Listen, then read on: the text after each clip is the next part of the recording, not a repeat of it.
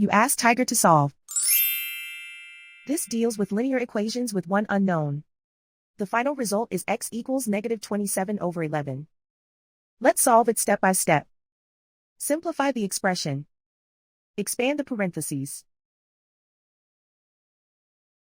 Multiply the coefficients. Simplify the arithmetic. Expand the parentheses. Group like terms. Simplify the arithmetic. Group all constants on the right side of the equation. Add 27 to both sides. Simplify the arithmetic.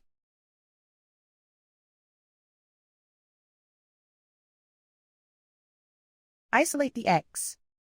Divide both sides by -11. Cancel out the negatives. Simplify the fraction.